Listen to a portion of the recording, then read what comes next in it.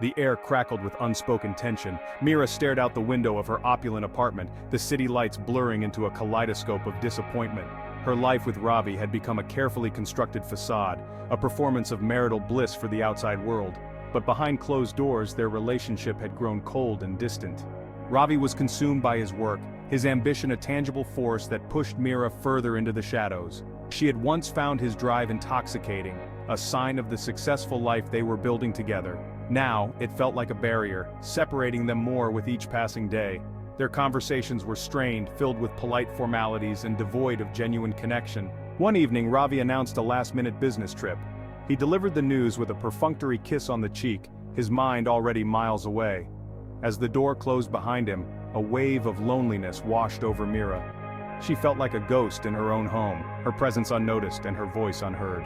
The weight of her isolation settled upon her, heavy and suffocating. Mira sought refuge in a familiar cafe, the aroma of freshly brewed coffee a small comfort in her world of growing uncertainty. She chose a secluded table, her eyes scanning the pages of a book she couldn't focus on. The cafe buzzed with the low hum of conversation, a symphony of daily life that felt a million miles away from her own. Is this seat taken? She looked up to find a man standing before her, his eyes twinkling with an easy warmth that caught her off guard. He was tall and handsome, with a disarming smile that hinted at a mischievous spirit. Mira found herself drawn to his energy, a stark contrast to the calculated world she inhabited. No, please. Mira replied, surprised by the eagerness in her own voice. The man introduced himself as Alex, and they fell into easy conversation.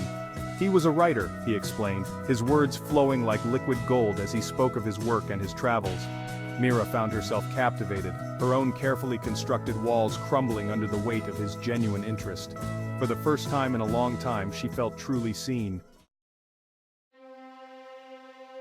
Mira's encounters with Alex became a regular occurrence. They met in cafes, art galleries, and quiet parks, their conversations a welcome escape from the suffocating reality of Mira's life. Alex possessed a rare ability to make her forget the carefully constructed facade she wore for the world. With him, she could simply be Mira. The guilt gnawed at her, a constant reminder of her infidelity. But the more time she spent with Alex, the more she realized how starved she was for connection, for passion. Their conversations were filled with laughter and shared secrets, their connection deepening with each stolen moment. He was a breath of fresh air, a burst of color in her increasingly monochrome world. Hey, I'll be late tonight. Don't wait up. Ravi remained oblivious, lost in his world of spreadsheets and business deals. He called infrequently, his conversations brief and impersonal. Mira found herself withdrawing further, the chasm between them widening with each passing day.